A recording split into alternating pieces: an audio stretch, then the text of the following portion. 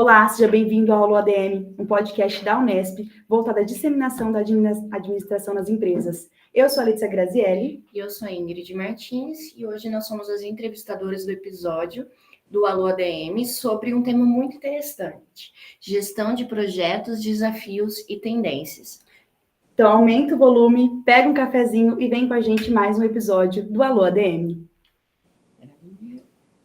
Para esse papo, nós recebemos o Daniel Spinelli, é diretor de engenharia de produto na Mercedes-Benz, caminhões e ônibus, com mais de 25 anos de experiência no desenvolvimento de veículos comerciais no Brasil e no exterior.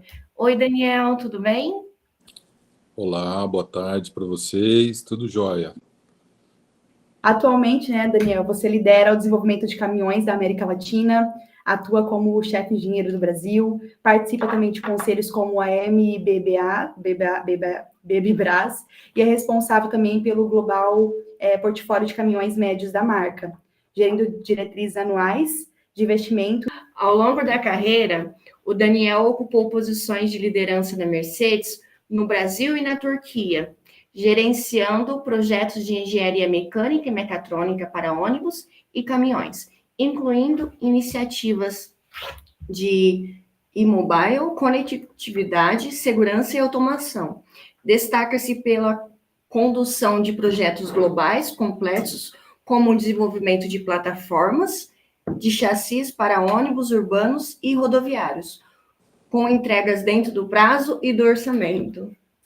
Olha, a gente ficou lembrando aqui dessas conversas para lembrar de tudo que você comentou um pouco conosco, sobre o seu trabalho. E também a gente até pegou aqui um currículo que a gente lembra que conversou também com você sobre a formação de engenharia mecânica pela Universidade de São Paulo, mestrado, doutorado também de engenharia de materiais e mecânica pela USP, MBA em marketing pela ESPM, certificado de gestão de projetos pela Fundação Getúlio Vargas, e a sua atuação também sólida do conhecimento técnico, visão estratégica e habilidade de gestão de equipes multidisciplinares e multiculturais. É um super currículo, Muita experiência. Demorou, gente? Demorou. É que esse currículo é extenso. É que são 25 anos, né? Então... Sim, com certeza. Eu lembro quando a gente conversou até na nossa reunião, a gente ficava assim, tentando lembrar de tudo, observar tudo, de certa forma, porque realmente é muita experiência, que a gente até ficava com curiosidade, de certa forma, de trazer aqui para o pessoal, nesse episódio de hoje. Sim, foi muito boa a reunião, então bora lá. A gente já inicialmente gostaria de fazer uma pergunta aqui para o Daniel, que seria assim, um pouco mais para ele compartilhar a sua trajetória profissional, como chegou também ao cargo de diretor de projetos da Mercedes-Benz, se o Daniel puder comentar um pouquinho conosco aqui. Bom, gente, que nem eu falei para vocês, a vida é uma jornada, Então, e principalmente escolhas, Então, tudo começa quando a gente escolhe o que a gente quer ser quando crescer na formação. Eu acho que esse é um momento, A gente escolhe até isso daí, se for pensar, com 18 anos, Então, aquela história de afinidade com o que você gosta, com o que você busca fazer. Eu não sei se eu fui sortudo, se eu fui menos ou mais afortunado, mas eu gostava muito de brincar de carrinho quando eu tinha 7 anos. Então, na hora de escolher minha profissão, eu sempre gostei muito de desenhar, sempre gostei muito de criar, de inventar. Então, eu acho que foi meio que natural. No final da decisão, eu buscar uma carreira técnica de engenharia. Também sabia programar demais, Você imagina, eu tinha 14 anos, eu sabia programar muito. Já programava em BASIC, que era a linguagem que a gente tinha lá em 1986. Então, eu tinha muito esse viés aí da parte técnica com programação, fazer joguinho e etc, desde aquela época.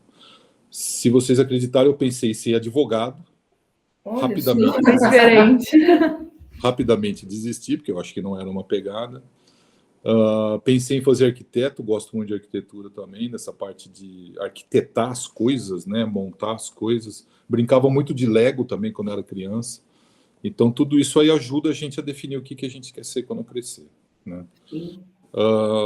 Família também um pouco, né? Meus pais eram professores de universidade, então isso ao longo da carreira, ao longo das jornadas, vinha de uma certa forma uma pressão por educação continuada, né? De continuar estudando e não parar jamais, né?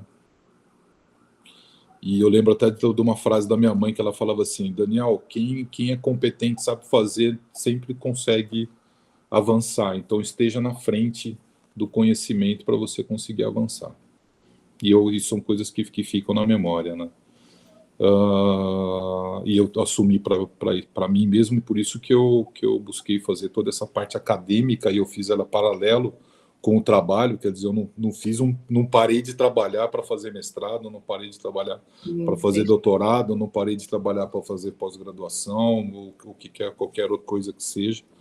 Tive muita chance e oportunidade também dentro da empresa, né? A Mercedes-Benz é uma empresa que dá uns treinamentos bastante diferenciados, né? Até comentei com vocês, aí cheguei a fazer treinamento até com um monge do Tibete, né? Fazendo meditação para descobrir minhas perspectivas de liderança, né? Então tem toda essa parte técnica, né? Que é um mestrado e doutorado que foi feito em engenharia.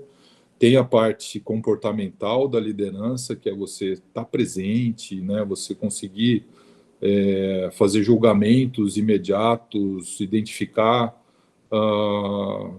oportunidades, identificar riscos, identificar caminhos em solução de problemas e construção de projeto. E a experiência internacional, eu acho que isso aí também foi um negócio bem marcante, né? Eu tive logo na graduação a oportunidade de trabalhar numa empresa na Inglaterra. Que legal. Fiquei 8 meses trabalhando lá nessa empresa na Inglaterra. Depois, logo de formado, quando eu entrei aqui na Mercedes, eu comecei a fazer alemão, né? Eu falei, bom, se eu estou numa empresa alemã, eu preciso falar o idioma da empresa, né? E isso daí, na hora de escolher uma pessoa para ir para a Alemanha, é lógico que os caras olham quem está conectado com alguma coisa, né? Então, não que eu fale proficiente em alemão, eu estava no meu 2º ano de escolinha, né? Escolinhas de alemão 2 vezes por semana, que você acha que fala alguma coisa, mas não fala nada. Mas isso foi como é que vamos chamar? Um atrativo, né? Para eu ser selecionado para passar um tempo na Alemanha. Eu trabalhei 1 ano e meio lá na Alemanha também. E lá eu tive que aprender a falar alemão. Aí, Ô Daniel, e aí você falou do alemão, você falou de línguas. Quais outros aí principais diferenciais para conquistar esse cargo, ou que foram assim essenciais para a sua carreira, além da língua? Aí aquela história, né? Até comentar com você. O cargo, basicamente, a gente não é uma, eu não vejo como sendo uma conquista, né? Eu nunca pensei em conquistar cargos. Certo. Né? Eu sempre refleti em contribuir positivamente para a organização, para o negócio, para onde eu estou, né? Então, eu acho que isso daí, a subida vertical, que é o que a gente chama, né, na hierarquia, né, empresas que têm essa hierarquia, a Mercedes tem essa hierarquia, ela acaba vindo naturalmente quando você executa um papel de liderança antes de estar sentado na cadeira. Sim. Né? Então, não espere sentar na cadeira para começar a ser um diretor. Seja um diretor logo no primeiro dia que você entra na organização. Pense de uma forma diferenciada, execute de uma forma positiva, busque chances de transformação, mudança do status quo. Então, não entre na cultura organizacional existente, né? Busque desafiar um pouco a cultura no sentido da modernidade. E onde que a gente busca a modernidade? A gente busca a modernidade estudando na universidade, identificando padrão, olhando para fora da organização. Então, foi isso que eu fiz ao longo da minha carreira. E eu nunca esperei o meu chefe dizer o que eu preciso fazer, né, cara? Eu sempre estive antenado e antes dele pedir para eu começar a fazer, eu já estava fazendo. Legal. A gente tem uma pergunta, assim, bem assim, pessoal também, de certa forma, né? Que qual foi o momento mais marcante na sua carreira? Que você acha, pode ser até mais atual, porque realmente são 25 anos de carreira, até mais.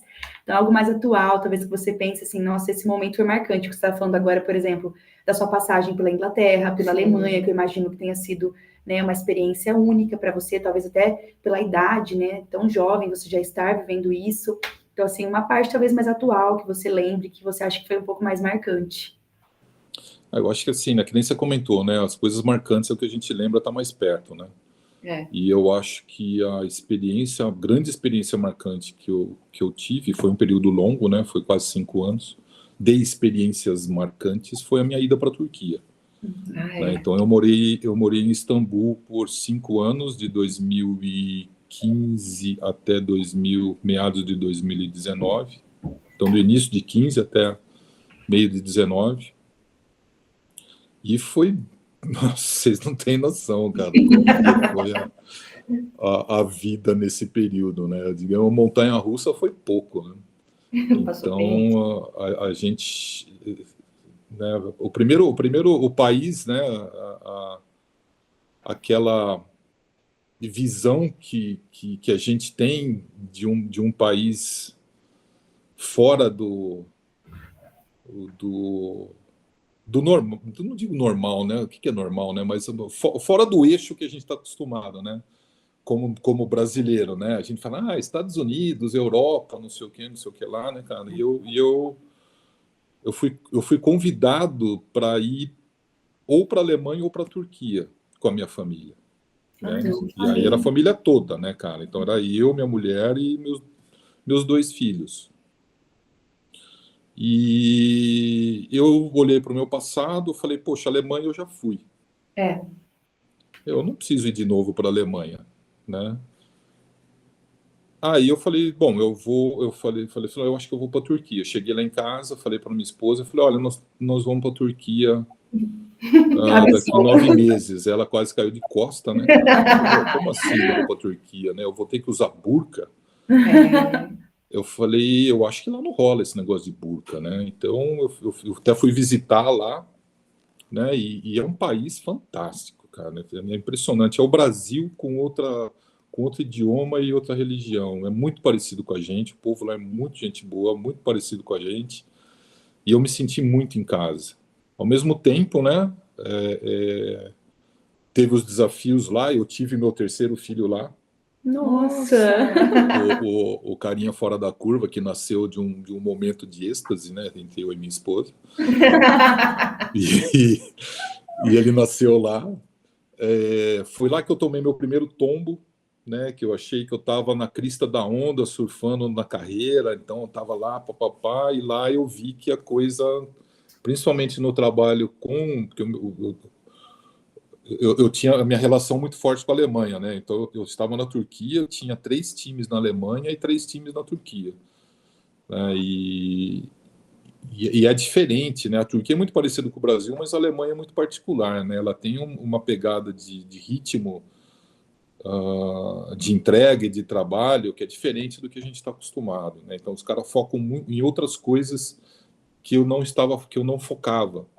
Então eu fui lá, o cara falou, não, mas você não é bom não, cara, você não, aqui você está em outra liga, né? Então para nossa liga do que é bom, você é um mediano, né? E aí você fala, puxa vida, cara, né? Então o que está acontecendo, né? Então foi uma transformação minha, eu busquei me atualizar mais, entender como é que era o ritmo da organização, principalmente da matriz, né? E por isso que foi bastante marcante, né? Foram momentos de choque e de respostas ao choque, né? Ter o filho, ter os meninos estudando, um idioma diferente, você sai na rua, você não consegue se comunicar, né? E você senta no restaurante e você fala pro cara, meu, o que eu vou comer? Ele fala, não, eu tenho um negócio legal para você comer, come aí. Então ele te sugere, né? Então você precisa desapegar das suas vontades.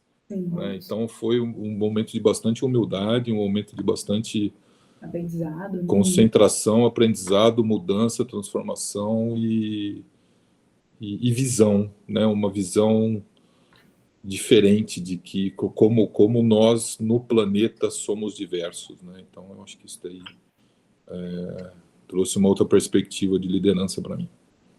Falando aí de liderança, agora a gente pode ir para um pouquinho mais de equipe e multidisciplinaridades.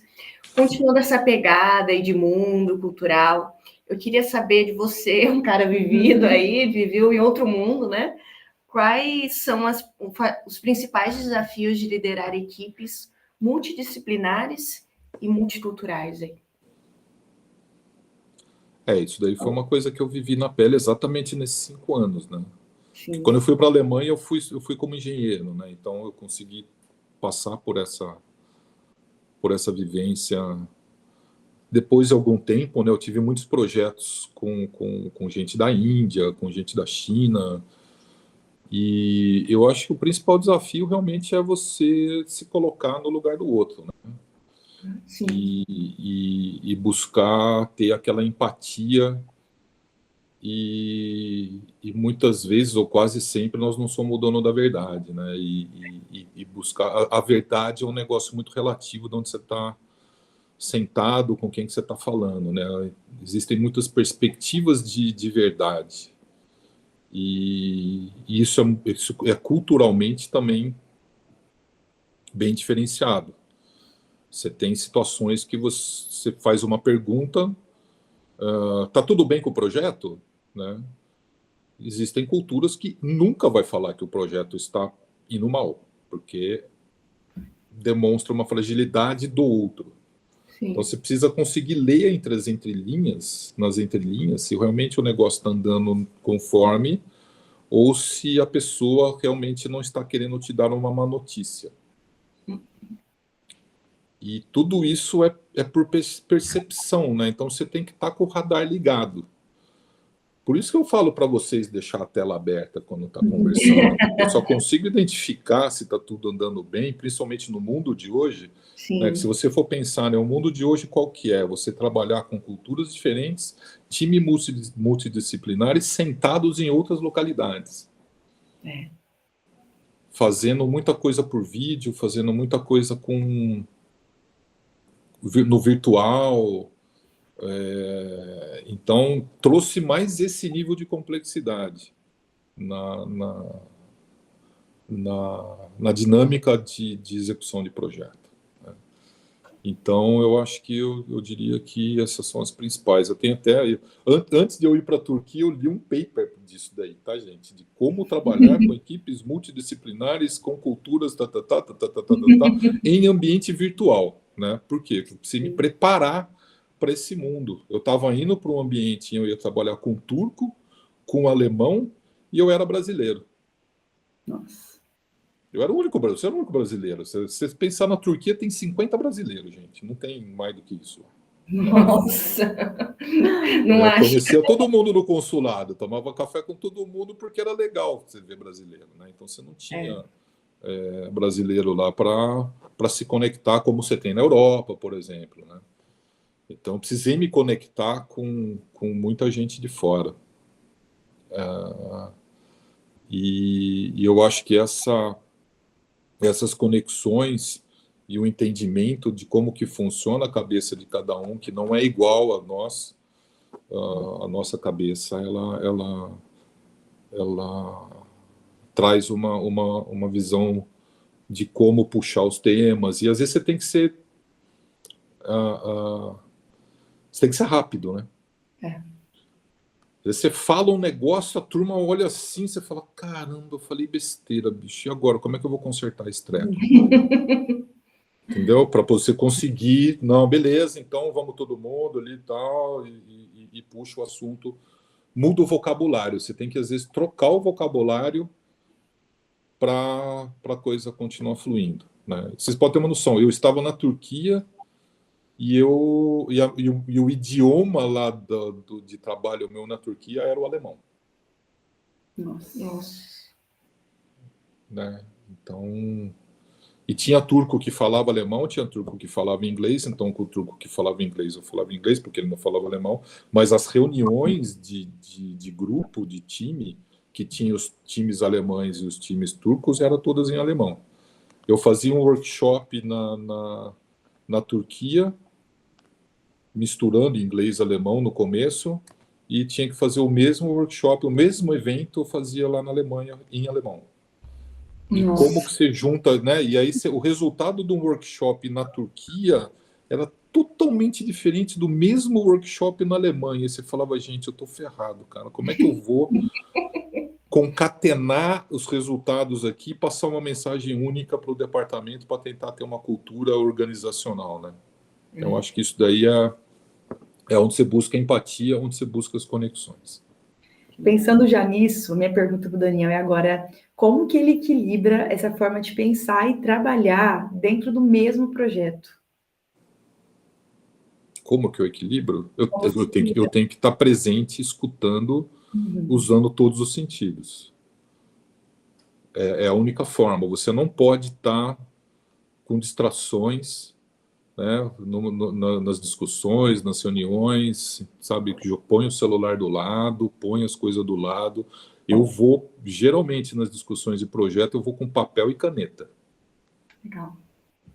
Uma boa dica. Porque eu preciso estar presente.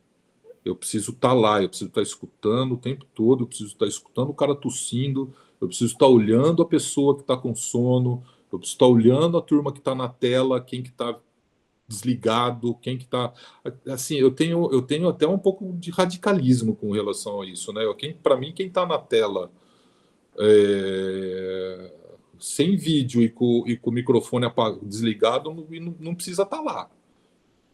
Né? Porque ele está escondido no mundo, eu não sei nem se ele está tão atento quanto tá os outros para realizar a interpretação do que pode ser considerado as verdades de cada um, né? Sim. Você estava falando daqueles 2 workshops, né? E a dificuldade que você teve. Você teve alguma prática, método que considerou assim, essencial para manter a coesão da equipe, assim, a cultura, a equipe unida? Como foi, assim? Porque a gente ficou muito intrigada, né? Você falou que você deu 2 workshops e são resultados diferentes, assim. Como você fazia? Qual o seu método, sua prática que você fazia ali para lidar? Com os resultados? Isso, com os resultados. Eu sentava com todo mundo depois com os resultados e falava, galera, deu tudo diferente. Vocês sabiam que era tão diferente assim? Né? Para os meus gestores diretos depois, né? São os gerentes dos times, né? E era surpresa até para eles, né? Eu falei, e agora? Como é que nós vamos lidar com esse negócio aqui? Então, o que eu fazia? Eu tive que montar um esquema de lidar diferente também com as equipes. Né? Então, quando eu estava discutindo com uma equipe que tinha bastante alemão e tinha turco, então com o turco eu falava de um jeito, com o alemão eu falava do outro. Sim. Entendeu? Com o turco eu não podia, com o alemão eu era direto. Se eu ficava enrolando com o alemão, ele falava, mas esse cara está me enrolando. Certo? Com o turco eu tinha que enrolar, que se eu fosse direto com o turco ia achar que eu estava sendo mal educado. Mal educado. Estava sendo rude. Entendeu? Até isso tem que perceber, né? Como você tratar cada um para ver se eles vão prestar atenção e te ouvir, né? Você precisa prestar atenção, né? E saber com quem que você está falando. É quase que uma gestão dedicada, né? E às vezes rolava uns puta-pau, tá, gente? Não tem como, né? Eu ficava tenso também. Eu falava, galera, o negócio é o seguinte, agora eu vou ser brasileiro e é isso mesmo. Então, ser alemão vai fazer assim, ser turco vai fazer assado e tá definido. Né? Porque às vezes aquela história entra numa situação de crise, você precisa ser general, né? Enquanto não está na situação de crise, sei lá, democrático, né? O líder, não sei o quê, mas na hora que começa a levar muito a temperatura, e às vezes elevava muito a temperatura, que de uma certa forma tinha uma rivalidade entre os times turcos e os times alemães. A rivalidade é presente. Sim. Né? E aí, quando eu começava a esquentar muito a rivalidade, eu ia só vendo, né? Os caras vão começar a brigar aqui agora. Como é que eu vou baixar a bola dessa turma, né? Então, você falava... Aí você busca o quê? O histórico que a gente definiu nas discussões estratégicas, né? Fala assim, ó, galera, turma, a gente combinou e nessa direção aqui, ó, você está querendo ir na outra direção e você está indo na outra direção e criticando a direção dele e a gente combinou todo mundo de ir nessa. O que está acontecendo aqui? Sim. Aí parava, né? Porque a gente tinha combinado, né, meu? Então, tudo que é combinado não sai caro. Então, eu acho que tem que partir para esse tema de você combinar as coisas e se manter no que foi acordado, no combinado, como primeiro nível de conciliação, né? Então, Falando agora um pouquinho sobre inteligência artificial, um pouco de tecnologia. Daniel, de que forma a machine learning é utilizada no seu trabalho, né, e nos projetos da Mercedes-Benz? então esse é um tema novo, né? Ele vem aí numa onda, principalmente com a turma de TI, né? Com a turma de computação e etc, né? Na parte automobilística, a gente está ainda tentando, vamos dizer, tentando encontrar o caminho para onde que isso daí vai. É lógico, né? Se eu quero... Eu já fiz algumas brincadeirinhas aí no Copilot, né? Faça uma apresentação em PowerPoint usando esse documento, esse, né? Uhum. Então, a gente está muito mais naquela fase de aprendizado, identificação do potencial para os processos de gestão e os processos de projeto, né? A aplicação dessa ferramenta diretamente no produto, ela ainda está engatinhando, né? Eu diria até o seguinte: eu brigo com o meu carro quase todo dia, porque o meu carro ele resolve falar comigo. Então eu tenho um carro ali que se você começa a falar, ele te responde, né? Então, se eu estou escutando uma música, eu começo a cantar no carro, ela para a música e começa a falar: não, mas esse você não pode falar agora porque não está conectado ao Apple CarPlay. Eu falo, meu, eu falei com você, meu. Entendeu? Então, eu acho que ainda tem bastante para evoluir nesse sentido de digitalização, inteligência artificial. Eu sei que hoje, principalmente na parte de codificação, isso aí vem aparecendo como uma ferramenta para facilitar. Hoje ainda precisa ter a inteligência natural para avaliar se aquilo que veio da artificial tem plausibilidade, faz sentido, né? Eu não posso pegar uma apresentação vinda direta do sistema e apresentar ela, eu preciso rever ela. Né? Então, eu preciso saber se tem uma história, se está tudo certo, se os dados correspondem ao que é necessário. Então, o primeiro foco realmente é usar ela dentro dos processos para minimizar esforço administrativo. Legal. Tá? E a gente até perguntou isso na reunião de briefing, mas eu acho muito interessante perguntar quanto tempo demora para desenvolver um caminhão do zero na Mercedes hoje? Bom, depende, né? Do zero, a gente já não desenvolve mais tanto caminhão do zero. A gente usa das plataformas que foram desenvolvidas para fazer um novo produto, né? Ou uma nova família, etc, né? Então, partindo desse princípio, né, de que existe hoje um motor, existe uma transmissão, né? Indo na mecânica, né?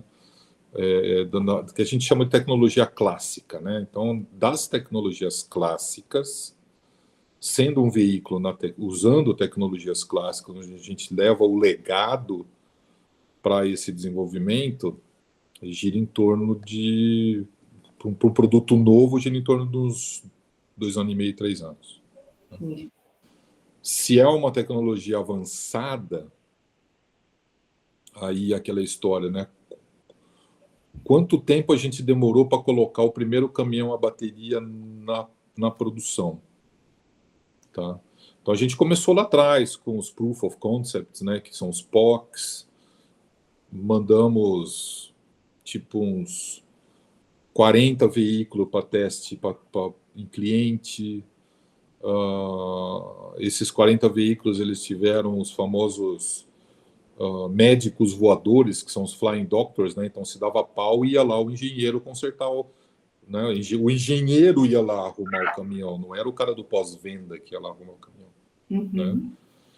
E isso foi mais ou menos uns 2 anos nessa parte de Proof of Concept, onde você criou uma maturidade de início de projeto, e aí depois o Proof of Concept assim, então vamos agora iniciar um projeto para produção seriada, né, com confiabilidade, tal.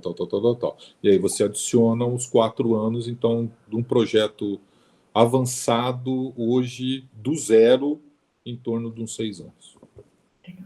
Falando um pouco agora sobre sustentabilidade, futuro automotivo, qual é a visão da Mercedes-Benz em relação a veículos elétricos e os maiores desafios também para essa transição? Bom, a gente tem uma plataforma de veículo elétrico, né, que é essa daí que eu comentei que demorou em torno de 6 anos para entrar em produção. A gente está na extensão de portfólio desses produtos, isso é lá na Europa, tá? Então tem aí digamos, já uma pequena jornada, né, comparado ao mundo diesel, né, motor a combustão, que nós temos 100 anos de motor a combustão, né, de veículos movidos a motor a combustão, então aí nós temos 6 anos de veículo elétrico, né, de sistema de propulsão elétrica, né. A propulsão elétrica ela foi habilitada a entrar no veículo por causa das baterias, né? Porque veículo elétrico a gente já faz muito tempo. Só que era tudo bateria de chumbo, né? Então você carregava a bateria, né, cara? Então, até veículo de passeio, né? Tem o saudoso Gurgel com o seu veículo, a bateria, que era as baterias de chumbo, né? Que não foi para frente por causa disso, que a bateria era de chumbo, né? Não adianta falar, o cara era inovador, ninguém apoiou ele. Não, a tecnologia naquela época não estava ainda apta a ser utilizado no ambiente veicular, né? E nessa parte de veículos comerciais, a gente começou mais cedo com ônibus, né? Então, o ônibus foi o puxador da história toda, até pelos centros urbanos, aquela necessidade de descarbonizar os centros urbanos, né? Que vem como primeiro foco no transporte público, né? E é isso que a gente faz aqui também, né? Então, hoje a gente tem um chassi de ônibus elétrico aqui no Brasil, e é produzido aqui em São Bernardo do Campo para atender a essa demanda, né? A gente também é uma empresa e nós somos movimentados à demanda. Se não tem demanda, não justifica o investimento. É um investimento muito alto você desenvolver veículo elétrico e é muito caro você produzir veículo elétrico também, né? Desde o custo de material até o custo de produção. Então, hoje, esse portfólio ele é coberto eletrificação aqui no Brasil com os veículos urbanos, né, o ônibus de transporte coletivo. E lá na Alemanha a gente já tem também uma longa data de transporte coletivo, que foi lançado logo quando eu estava lá, foi lançado em 2018, o primeiro ônibus elétrico. E o caminhão foi lançado, se eu não me engano, em 22, alguma coisa assim, né? E em escala, né? Lá. Aqui a gente ainda não tem caminhão elétrico. A gente tem algumas discussões, alguns projetos de inovação, baixa escala, para ver como que isso daí vai alavancar ao longo do tempo. E para caminhão, se for pensar na parte de sustentabilidade, a gente acredita mais no uso dos biocombustíveis como pontapé inicial, né? Na Europa, por que tá? Mas na Europa tem caminhão elétrico. Eu falei, pô, mas na Europa não tem biocombustível, né? Na Europa não tem sol. Sim. Certo? A densidade solar lá ela é muito baixa. Na Europa tem lei que precisa até 2035, pelo menos 80% da frota, que inclui caminhões também, né, de veículos comerciais, precisa ser zero emission, né? Ela não pode emitir. Então tem lei lá. Aqui não tem lei. Aqui quem compra veículo elétrico é quem quer ser visto como inovador, né? Os primeiros, né? Os que adotam a primeira tecnologia. Né? Tem alguns clientes que querem ter? Tem, mas a maioria não quer. Corresponde a 2, 5% do mercado total. E então a gente atua muito mais numa busca do uso dos biocombustíveis, né? Biodiesel, biogás, como sendo uma vertente para veículo comercial aqui no nosso país, né? Não tirando, é lógico, o foco da movimentação por elétrico, eventualmente até hidrogênio, tem aí uma discussão, e isso precisa ser todo ano revisitado, né? Como é que está indo a tendência? Qual que é a tendência? Vai para lá, vai para cá? Né? Então a gente vem monitorando isso para saber qual que é a aceitação e se tem alguma legislação que possa vir aqui para o nosso país, que ainda na nossa visão tá mais distante. Legal. Aí, agora entrando no que eu sou apaixonada, né? Marketing, mercado, tendências. Na nossa reunião de briefing, você usou um termo muito legal, eu até trouxe para a pergunta, que você falou que a Mercedes-Benz, você comparou, né? Ela é uma Apple sobre rodas, né? E eu queria saber o que significa essa expressão para você, se você vê como um posicionamento aí de mercado, de ser a melhor, de ser a líder. Eu queria saber de você o que significou para você essa expressão quando você falou. A expressão foi bem focada na parte do software, né? Na parte da digitalização, na parte da interface do usuário com o veículo, né? Eu acho que é aí que fica na conectividade, nos serviços, né? Que é mais ou menos a nova economia, né? Certo? Que é a economia do serviço, a economia do app, a economia do pagar por assinatura. Tá? Porque se você for pensar, né, fazer um veículo hoje em dia, você tendo de novo, vindo com o legado, né, cara, não é mais o transformador. Uhum. É lógico que você precisa da técnica, você precisa do engenheiro de suspensão, você precisa do engenheiro de chassi, você precisa do engenheiro de freio, né, e de estrutural para fazer as coisas, mas ela já não é mais o pulo do gato. Né? A gente já faz isso faz 100 anos, se não aprendeu a fazer direito em 100 anos, tem alguma coisa esquisita aí. Né? Então, não vai ter mais uma inovação disruptiva no sentido de um sistema mecânico diferenciado. Nós não vamos colocar uma suspensão magnética num carro, sabe? Ou é suspensão a mola ou é suspensão a ar. Né? Nós não vamos colocar um chassi de fibra de carbono num caminhão. É aço mesmo, entendeu? É o que é. Né? E não é ruim isso, tá, gente? É super legal. Voltando para o tema de sustentabilidade, o aço é 100% reciclável. Eu não preciso colocar uma fibra de carbono que é zero reciclável num produto que vai ficar caro e não vai estragar o mundo, né? Então, tá tudo certo. Foi a melhor escolha, continua sendo a melhor escolha. Né? Então, são escolhas que foram feitas, foram sendo comprovadas ao longo do tempo, que elas se tornaram robustas para continuar. Então, você não vai ter uma grande evolução, você vai ter talvez alguma coisa incremental, mas não grande disrupção em termos de arquitetura de produto. Né?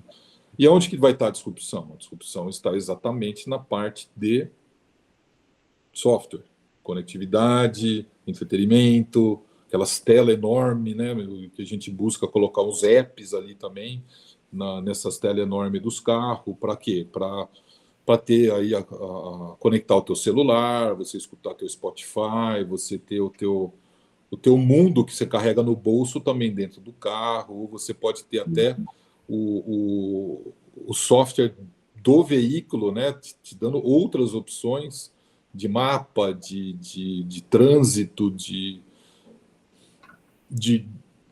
serviço, manutenção preditiva. Você precisa trocar o teu filtro de óleo. Que concessionário? Vai na concessionária, você está perto da concessionária tal e já agiliza, você já vai chegar lá, teu carro já vai estar agendado, fala com a pessoa tal e teu carro para lá num pit stop, faz a troca que precisa fazer e você já vai embora. Entendeu? Então esse é o futuro que a gente enxerga do mundo conectado e do mundo acelerado, que é o mundo de vocês, né? Aquele mundo aceleradinho ali que não tem muita paciência para ficar esperando. E Daniel, como que chega para vocês as necessidades, né, dos clientes para o desenvolvimento de projetos e também, né, o ponto de partida, que é quais são, né, para vocês fazer essas pesquisas de mercado? Se são dados internos, demandas diretas? De novo, a gente tem muito conhecimento do transporte, né? Nós estamos aqui no Brasil também, nós vamos fazer inclusive acho que 70 anos o ano que vem, né? Então são 70 anos de transporte. Então existe que vem da famosa palavra do legado, né? Eu repito ela porque ela é importante, né? De fazer o transporte, né? A gente faz o nosso veículo para quem usa, né? Então é para todo mundo que move o mundo, que é o nosso slogan, né? Para todos que movem o mundo, que é a nossa grande visão, né? Então a gente faz para quem usa o caminhão. Costumo falar para minha turma aqui, quando está todo mundo discutindo a melhor solução, eu pergunto para o cara, falei, quantos caminhões você tem? Né? O cara para assim e fala, não tenho caminhão. Então como você sabe que essa é a melhor solução se você não tem caminhão? Né? Você não opera o caminhão, você é um engenheiro que precisa fazer alguma coisa para quem opera o caminhão. Né? E como que a gente faz isso? A gente tem também clínicas, a gente faz discussão com o cliente, a gente olha o use case, que é o ciclo de uso, né, cara, desde quando o veículo sai da garagem, ele passa em tal lugar, ele vai para não sei o que, ele anda ali, depois ele faz isso. Então você pega todo o ciclo de uso, né, que é o use case que a gente chama, né, do produto, para poder identificar aonde que estão as oportunidades, aonde que estão os problemas e o que a gente precisa incluir nos próximos lançamentos ou precisa consertar para o portfólio que está hoje disponível para compra. Então, muita coisa é consertada, né, porque a gente realmente fez besteira, né, entendemos errado o uso e a gente precisa agora de uma modificação no produto para reparar isso. E existe aquilo que a gente vai fazer, entra num programa maior, que é dar uma olhada de novo, né, dar uma revisitada nas especificações e necessidades do nosso transporte e colocar nos próximos desenvolvimentos. E isso daí a gente busca fazer até de uma forma que é muito complicada, que é buscar uma plataforma global. Ela precisa atender a diversas necessidades, né? O cliente do Brasil não é o mesmo cliente da Alemanha, que não é o mesmo cliente da Índia, que não é o mesmo cliente da África. Sim. Né? Então você precisa tentar encontrar um compromisso em algumas situações, e em outras situações oferecer a solução para a Europa, para o Brasil, para a Índia, para a África, numa mesma plataforma, de maneira que aquilo seja possível de ser programado no mesma linha de produção. Olha só. Legal. Falando aí de futuro, de mega tendências, como que você enxerga o futuro para tendências aí no setor automotivo? Quais, assim, são os principais, vai? Vou usar minha cola aqui, tá? Bom, a gente tem o quê? Muita tendência, se eu for pensar aqui na nossa região, né? Então, sendo responsável aqui pela região. Muito forte o mundo agro, né? A gente é um país que tem essa vocação de agricultura, então a gente está preparado para esse transporte de grãos, transporte de produtos do agro, né? Nós não temos ferrovias aqui no Brasil, a gente está tentando aumentar, principalmente para transporte de carga lá no Mato Grosso, na região mais centro-oeste, né? Ainda tem uma deficiência, então a gente precisa fazer isso com um veículo de transporte de carga de caminhão, né, rodoviário. Então a gente tem que estar muito bem preparado para os tipos de aplicação, para os tipos de composição, potência, segurança, né? E aí entra o outro aspecto, né?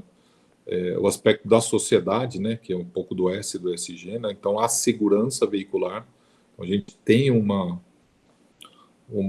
visão muito bem ponderada dos equipamentos para a segurança veicular, então radar, câmera, freio assistido, EBS, todas essas coisas. A gente tem um roadmap para cada linha de produto e o que já está disponível hoje, o que tem que estar disponível amanhã, né? Então, a segurança veicular e um pouco dos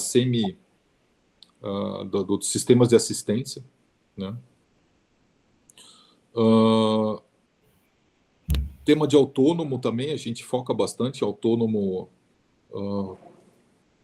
em ambiente confinado, né? Aqui no Brasil é muito complicado você colocar ainda hoje um sistema de veículo autônomo para andar na rua, né? Até eu brinco para todo mundo, né? Se tiver um carro autônomo na rua, ou todos os carros forem autônomos, acho que ninguém anda, né? Fica tudo parado, um esperando a vez do outro, né, cara? Porque o trânsito aqui ele é um trânsito difícil, é diferente, vem carro de tudo quanto é lado, vem moto de tudo quanto é lado, e aí o sistema fica maluco, ele vai ficar apitando para tudo quanto é, né, para tudo quanto é coisa, né? Então você precisa ser um pouco também trazer essa tecnologia para o nosso mundo, né? Então a gente atua bastante na parte do autônomos em ambientes confinados, né? Que é em ambiente industrial, no agro tem também veículos autônomos para colheitadeira, acompanhando a colheitadeira de cana, tem também portos, então esse é o nosso foco em mineração, né, que é ambiente confinado também. A gente enxerga isso como uma tendência muito forte, né, de cada vez aumentar mais. Propulsão alternativa seria low emission ou zero emission, né, cara? O low emission são os biocombustíveis, o zero emission é aquele cara que não emite nada, né? Então é elétrico e movido a hidrogênio, por exemplo, né? Que tem uma quase zero emission. Então identificar as oportunidades nesse segmento e ver como que está evoluindo. Então é uma mega tendência, a gente tem que estar preparado para alguma mudança rápida aí de legislação, alguma mudança rápida de percepção do cliente com relação a isso, né? E mobilidade urbana, né? Os centros estão cada vez aumentando mais, então que veículo que vai funcionar melhor para a mobilidade urbana, né? Nas cidades, né? É um veículo grande, é um veículo pequeno, como é que ele tem que ser, né? Para atuar? Como o last mile, né? A gente quer atuar só nas grandes distâncias ou a gente quer atuar nas médias e na última milha, né? Então é uma decisão da organização para ver quais produtos estão tendo maior demanda para se posicionar no mercado com o portfólio. E essa é a história que a gente falou, né? Do veículo, né? O o iPhone aí, ou sei lá, o Android sobre rodas, né? Sem querer. Sobre rodas. O smartphone sobre rodas, né? Vamos ser genéricos. De como que tratar esse tema de conectividade, que hoje até o sistema de segurança ajuda, né? Porque todo mundo, né, ou grande parte, né, dirige olhando no celular. Não adianta vir plaquinha falar, ó, não olhe no celular, papapá, você vai dar uma olhadinha. Então, você tem um sistema de segurança assistida para cobrir esse blackout do motorista em certos momentos, né? Ajuda a não ter acidente. Com certeza. Então, é uma mitigação da distração. Aí é onde estão as distrações no volante, né? E, ao mesmo tempo, você tem que ter uma multimídia, você tem que ter um ambiente que permite o serviço, né? Que principalmente o cara do caminhão que está fazendo entrega, ele ter a conectividade do veículo com a central dele, para ele saber onde vai ser a próxima entrega, se ele é ele que vai chegar primeiro, se é outro que vai entrar na frente dele. Então, ter essa integração do mundo operacional do transporte com a digitalização das ferramentas de transporte e de eficiência no transporte. Então, na sua opinião, Daniel, como que vai ser o profissional do futuro nesse segmento? Como você acha que vai ser esse profissional que ele precisa, né, de certa forma? Bom, como eu acho que vai ser, já vai ser mais ou menos uma premonição, né? Então não vou falar de premonições aqui, né? Eu vou falar do que eu gostaria de ter aqui de uma pessoa trabalhando do meu lado, né? Eu acho que vocês têm muito mais frentes de oportunidades do que basicamente a gente tinha antigamente, né? Então, eu fiz um curso de engenharia mecânica. Sim. Por quê? Porque só tinha engenharia mecânica para fazer. Não tinha mecânica ou uma engenharia de automobilística, uma engenharia aeroespacial ou uma engenharia mecatrônica, né? Isso aí, quando eu me formei, começou a aparecer essas coisas, né? Uma especialidade maior, né? Então, vocês têm o luxo de escolher, mas, ao mesmo tempo, a dor de ter que escolher. Sim. Certo? Porque é doído você escolher, né? Quanto mais oferta, né? Você entra numa loja cheia de roupa, você fica louca, você não sabe o que você leva, você quer levar tudo, certo? Você tem uma loja com menos roupa, você vai levar o que tem, né? Sei lá, eu tô precisando de uma calça, tem essa calça aqui, então eu vou levar ela, porque é a que tem.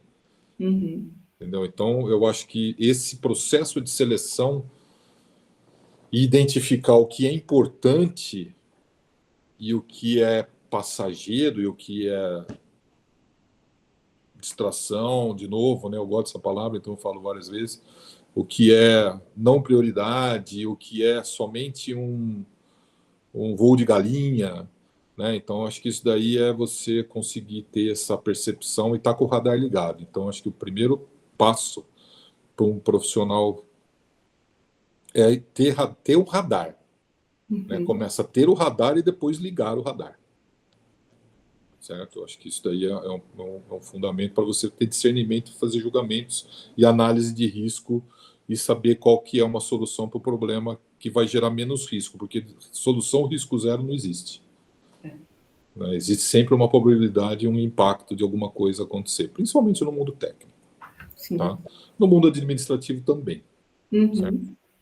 Também tem decisões de negócio que você vai precisar escolher aquele que gera um melhor resultado com um investimento mais ponderado. Né?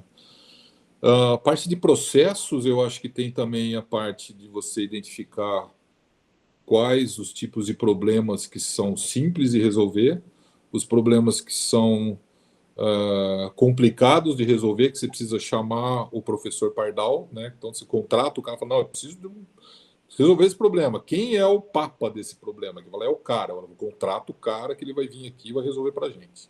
Né? Você tem o problema que é o complexo, né? Que você precisa de um monte de especialista para resolver, e aí a coisa começa a ficar complicada. E aí é onde entra multidisciplinar, multicultural, multi-idioma, para você conseguir fechar o cerco. E ainda durante o processo de resolução vai vindo novas informações para você lidar. E existe o problema que é um caos, né, cara? Que você não sabe como que vai ser o futuro. Você está querendo fazer premonição e premonição não existe. Então você tem que assumir alguma coisa como sendo a sua verdade. Então a minha verdade hoje é essa, vamos trabalhar com ela. Se mudar na semana que vem, a gente revisita a verdade e adapta ela e muda a rota, né? Então para isso você precisa ter tipo de processo que é o tradicional, que é aquele cronograma, né? Termina essa atividade, começa a outra, que é o waterfall, que a gente chama. Né? Ou você precisa ter a metodologia ágil, que é aquela metodologia que você está trabalhando em sprint, toda hora você está revisitando. O tradicional, você sabe muito bem onde você quer chegar lá no final. Então, você consegue fazer aquele cronograma de 3 anos. Porque é tão estável o mundo que você faz um cronograma de 3 anos. O processo ágil, você não pode fazer um cronograma de 3 anos. Se você fizer um programa de 3 anos, está perdendo tempo, porque vai mudar. Né? Então, os problemas complexos e caóticos, eles vão sofrer alterações. Então, você faz um cronograma até o próximo wave. Você faz um cronograma de 3 meses. Aí chegou no final do 3º mês, você fala, bom, e agora? O que nós vamos fazer com os próximos 3 meses, com as informações que a gente conseguiu nos 3 meses anteriores e com esse monte de modificação que aconteceu vindo do ambiente externo? Aí você planeja o outro sprint, aí você vai planejando por sprint. Então, essa visão profissional precisa estar também muito bem estabelecida. Né? Outra coisa é a visão, eu costumo chamar perspectiva. Pode se chamar de visão de helicóptero ou pode chamar de cebola, né, cara? Que é a primeira casca da cebola, a segunda casca da cebola, até o meio da cebola, né? Que visão você quer ter? Você quer ter uma visão mais abrangente, onde você... quer dizer, vamos começar, uma visão menor, né? Uma visão mais concentrada. Eu não chamo de visão pequena, porque não é pequena, ela é certa também. Sim. Né? Mas uma visão concentrada, onde você fala o que eu penso, como eu me sinto, como eu me comporto, eu lidero a mim mesmo. Aí você expande. Você vai na segunda casca da cebola mais de fora, né? Que é liderando os outros. Né? Como que está o meu time, como que ele pensa, como eu enxergo o meu time na sala de reunião, como cada um está se comportando, que é o que você perguntou, como liderar times. Certo? E no terceiro, a visão, que é como liderar um negócio. Né? Qual que é a visão do negócio, que é o tal do big picture que todo mundo fala, né, cara? Mas você precisa decolar da sua empresa, você precisa sair da tua empresa e enxergar como é que está o ambiente. Então, essa visão, essas 3 facetas da visão, você precisa ter para conseguir saber o teu papel no time, o papel do seu time na organização e o papel da minha organização no meio competitivo, para conseguir montar o quebra-cabeça e buscar a melhor decisão para aquele momento. Então, ajuda a tomar decisão. Né? O outro ponto, que é você conseguir sair do teu círculo de preocupação, né? Que é aquela história, não, esse é o meu trabalho, eu não vou mostrar para ninguém, é o meu trabalho, eu estou fazendo esse negócio aqui, se eu mostrar para alguém, vai copiar, e não sei o quê, e fica preocupado, né? Então você foca a maioria do tempo e suas preocupações nos seus problemas, certo? E muitas vezes você não quer assumir a responsabilidade por alguma coisa maior. Não, eu já tenho demais, eu já tenho muito trabalho, eu não quero. Né? Então, isso daí, para um profissional, ele fica míope, ele não consegue nem enxergar essas visões da cebola que eu falei, porque ele está tão preocupado com o mundinho dele ali, cara, que a coisa não caminha para frente. Então, você precisa expandir, mudar o foco, redirecionar a energia e o seu tempo para coisas que estão sob o seu controle e fazer a diferença para uma organização de uma forma holística. Certo? O que é? Você ter um foco proativo. Né? Você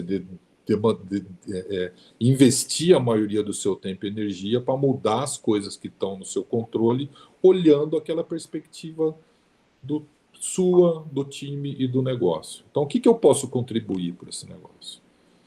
Né? E se tomar a responsabilidade e o ownership, né? Você ser proprietário daquilo que você está fazendo. Então, se deu ruim ou deu bom, você é responsável por aquilo. Se deu ruim, puta, deu ruim, cara. Vou melhorar, né? Não foi, mas foi porque o outro não entregou. Não, cara, não é assim, entendeu? Se o outro não entregou, você não viu o outro não entregando, assuma o teu papel dentro da organização e aí as pessoas começam a contar com você, né? Porque não tem mais máscara, não tem mais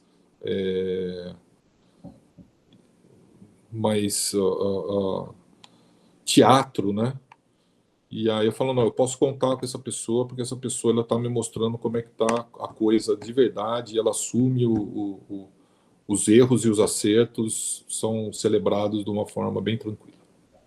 Tá? O que mais? Grandes dicas. Mais uma aqui que é importante vocês terem em mente. Vocês precisam saber contar história. Uma história tem um começo, meio e fim. Sim. Certo? Uma história não começa no fim e vai para trás. Às vezes ela pode começar no fim, não tem problema, mas ela tem que ter uma lógica, ela tem que ter uma estrutura de história, né, e montar aquela história legal que todo mundo vai comprar a tua ideia. Sim. Imaginem-se que vocês são os detentores do conhecimento daquele assunto que vocês estão trabalhando, e quando vocês vão mostrar aquele assunto ou vender um projeto ou alguma coisa, nem sempre o outro está na mesma página. Eu já tive muitas discussões aqui que a pessoa, não, mas então precisamos ir para esse caminho, não sei o que. Eu já falei, meu cara, do que você está falando? Né? Talvez você saiba bem do que você está falando, porque você convive isso no dia a dia, mas eu acho que essa aqui é a primeira vez que eu estou escutando o seu assunto. Você pode voltar um pouco para trás e fazer uma introdução para mim e mostrar quais são as forças que estão vindo positivas, quais são os seus problemas, qual que é a tua restrição, qual que é o teu fator de sucesso, para a gente andar junto nesse negócio aí e eu identificar também o que a gente pode ajudar, ou se o teu projeto faz sentido. Né? Então, aprendo a contar história. Tem bastante curso na internet, até o Minha Story, né? Storyline, lá. Então, isso daí é importante no mundo de hoje e, de preferência, ela tem que ser contada simples, rápido e com bastante força. Sim. Tá? Tá certo. Eu gostaria de agradecer aí o Daniel, grandes aprendizados hoje, o pessoal de casa deve ter gostado muito. E dá a palavra final, né? Com certeza, Daniel, também agradecer a sua presença, a sua troca de experiência aqui conosco. Desde da primeira reunião do briefing, já foi, assim, de grandes, né, aprendizados mesmo. A gente até conversou um pouco sobre isso, até que quisemos trazer um pouco nas perguntas para o pessoal até, de certa forma, poder entender como que foi essa reunião que tivemos.